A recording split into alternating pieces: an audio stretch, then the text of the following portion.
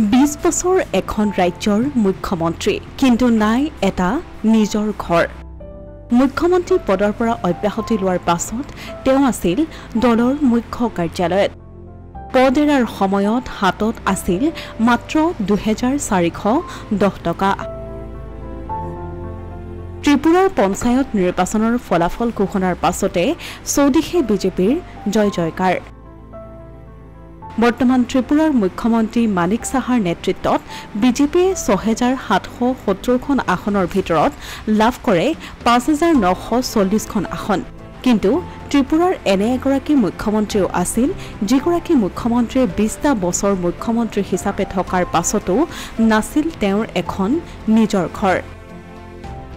তেওঁ হল ত্ৰিপুৰাৰ প্ৰাক্তন মুখ্যমন্ত্ৰী মানিক সৰকাৰ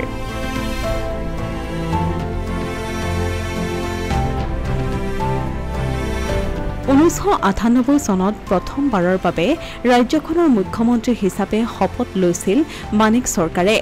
সিপিআইএম দলৰ নেতাগৰাকীয়ে 2018 চনলৈকে মুখ্যমন্ত্ৰী হৈ থাকি ৰাজ্যখনৰ দীৰ্ঘদিনীয়া মুখ্যমন্ত্ৰী হিচাপে পৰিগণিত হয় মানিক সৰকাৰে নিজৰ দৰমহা দান কৰিছিল দলটোক আৰু জীৱিকাৰ ভাত্তা হিচাপে 5000 টকা দলৰ পৰা লাভ কৰিছিল কেতিয়াও টেক্স দিব লগা হোৱা নাছিল তেওঁ নাই তেওঁৰ হাতত কোনো মোবাইল ফোন নাই ইমেইল নাই সামাজিক মাধ্যমত কোনো একাউণ্ট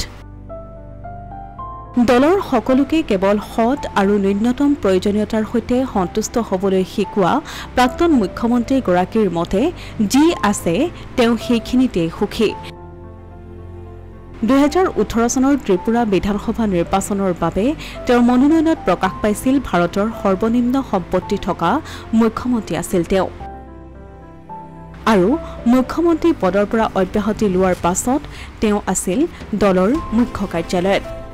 উল্লেখযোগ্য যে 2018 চনত ত্ৰিপুৰাত বাওপন্থী চৰকাৰৰ পতন হৈছিল আৰু বিজেপি চৰকাৰ গঠন হৈছিল কিন্তু বৰ্তমানৰ দলটোৰ হকে নিষ্ঠা আৰু সততাৰে কাম কৰি গৈছে এইগৰাকী প্ৰাক্তন মুখ্যমন্ত্ৰীয়ে অসমীয়া প্ৰতিদিন ডিজিটেল ডেস্ক